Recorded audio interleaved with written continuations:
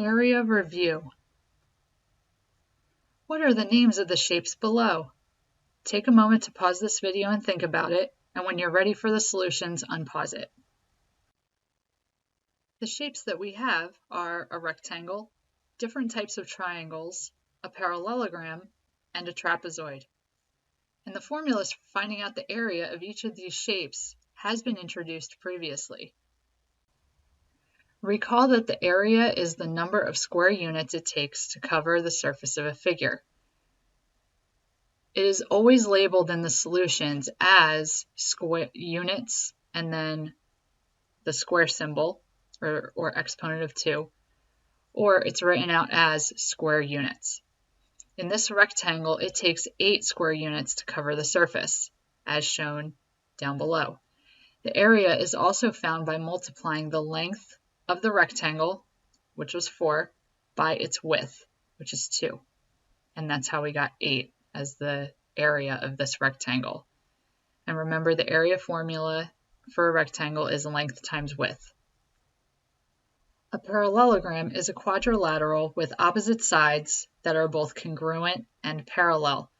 The formula for the area of a parallelogram can be found by breaking it apart as shown below.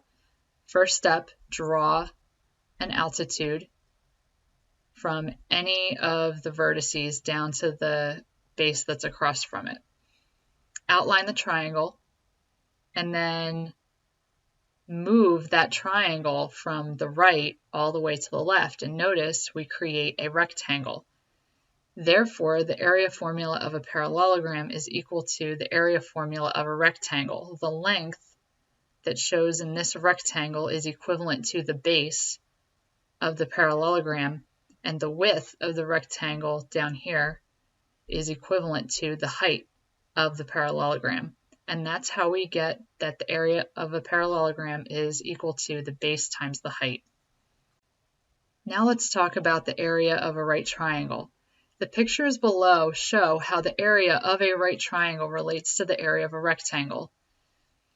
If the area of a rectangle is length times width, and we replace the length with the base, and we replace the width with the height, we get that the area of a rectangle is equal to base times height. And also, a rectangle is a type of parallelogram, so that's another way that we can write area of a rectangle as base times height. And then if we actually draw a diagonal straight across the rectangle, we split it into 2 triangles, as shown over here. And if we have those 2 triangles, clearly we split this base times height area in half. So the area of this triangle is 1/2 base times height, and the area of this one is also 1/2 base times height. The pictures below show how the area of both acute and obtuse triangles relate to the area of a rectangle.